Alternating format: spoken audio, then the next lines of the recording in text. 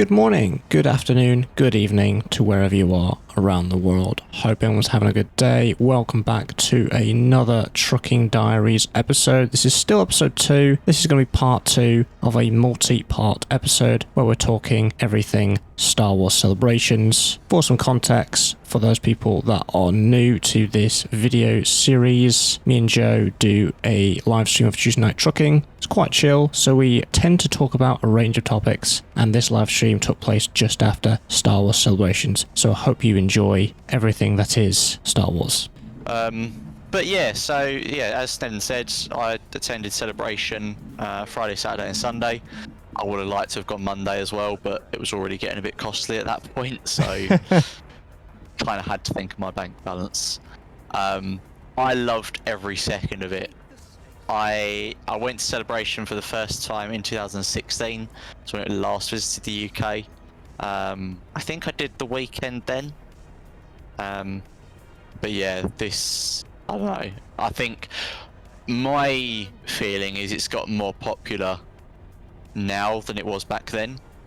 Yeah, because back, go on.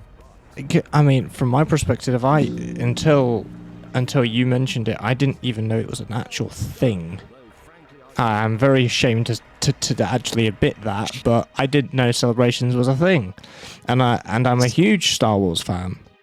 Yeah, so I knew it was a thing, obviously, when I went in 2016, mainly because I found out about the year before. But back then, it was still when Star Wars was kind of coming back. The Force Awakens had only just come out. They were still talking about, you know, Rogue One that was coming up at the time. So it was still kind of making its resurgence, I guess you could say. Now, Disney's fully involved. Yeah. Like, you know, I remember when I went in 2016, really it was still, I guess you could say more, it was a fan convention. It was driven by the fans and, you know, some actors turned up, but, you know, it was more about the fans coming together and celebrating it. Whereas now, and in sort of recent years, Disney have got a lot more involved. They announce a lot of their new projects at Celebration now. You obviously have the live stage where they employ people to come and do interviews and stuff with the actors and the directors and the producers. It's much more involved, and it's a much bigger event now than it was at the time. But again, that just adds to why it's sort of a. It's got to be one of the things you have to do if you're a fan of Star Wars. It just has to be at this point. Like, you can't miss it. Oh, actually, right, Snedden, I do have news for you that's going to frustrate you. Oh, yeah. So, do you remember how we talked about, I think we talked about it last week, how I got an extra set of tickets? Mm-hmm. Well, I reckon I could have used them. Oh, really? Yeah, so obviously I hadn't activated my tickets at the time, so I didn't really understand how it worked. But there is a unique code on the back of every ticket. Which you enter into the app, you put your name and your email on it, and it activates it and links it to you in the app, and that's it. Ah, okay. So, you know, what I'd initially read, it looked like it needed to be linked to, like, the order email or something. Nah, not at all. Oh. So I mean, that would have really cut back up my expenses, because obviously after the entire event, I didn't realise how much of a gap it's going to be until it comes back to the UK again, because with that in mind, I would have 100% gone. So yeah, potentially I had 3 tickets for you Friday, Saturday, Sunday. Yeah. Yeah. Gutted. But yeah, so yeah, I still don't know how they ended up giving me an extra ticket. Yeah. For 3 days, like that's mad, but could have brought someone along. Because it's not like they fucking checked anything. I didn't even see them looking at, like, the passes we were wearing. Like, I'm pretty sure I could have got in without a pass. Yeah, Yeah, mad, absolutely mad.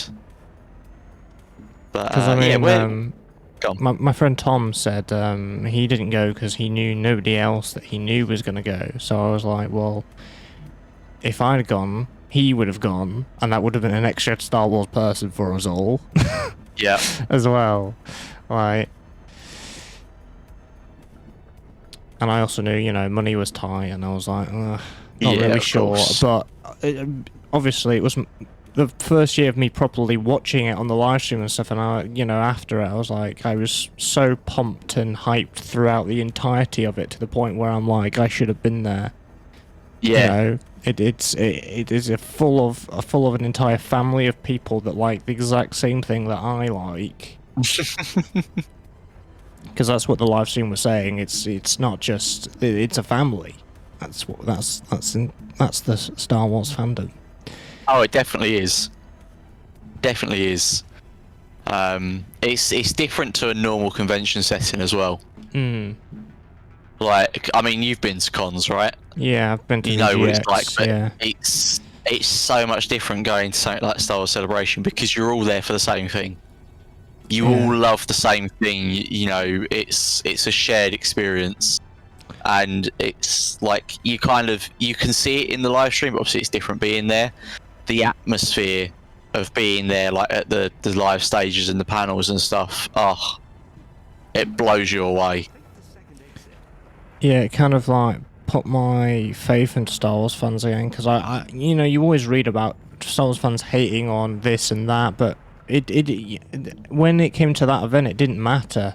I know people don't like Kathleen Kennedy, but when she came on the live stage, she still had a huge welcome from the fans, the same as anybody else. Yeah.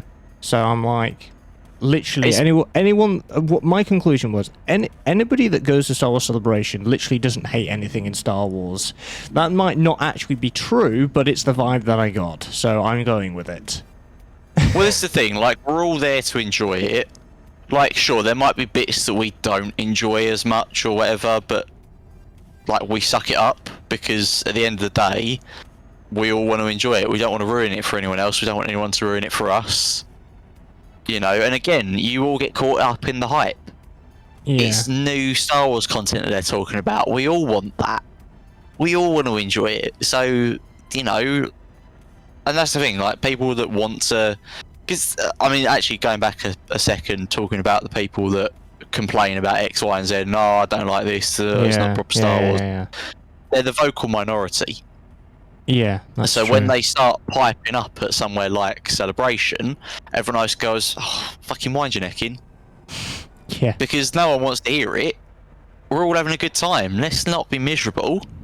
Let's do what says in the name. Celebrate. Because, I saw a video on, well, not a video, when the live stage mentioned about Rey's return, you know how people feel about Rey as a character.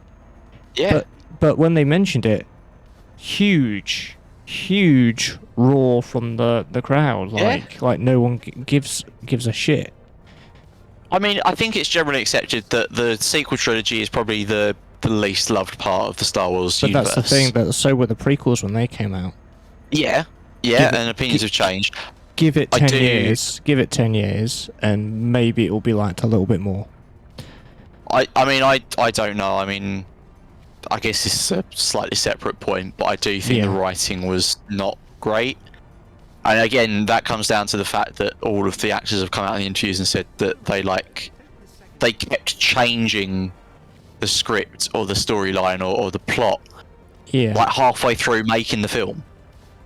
Like, they would have filmed scenes and then someone goes and changes the script, goes, actually, no, let's change that. Like, for example, spoilers if anyone hasn't seen it yet, Rey's lineage being a Palpatine.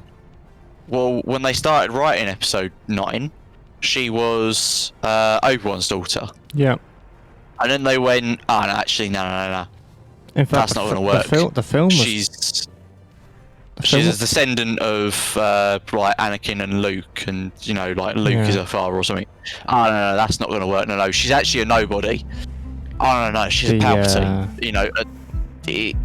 they couldn't make up their minds on it. The original film was meant to be called Duel of the Fates, actually. Oh, was it? Yeah, and it had all this kind of nice concept work of Coruscant and stuff. Oh, I have seen that. Yeah,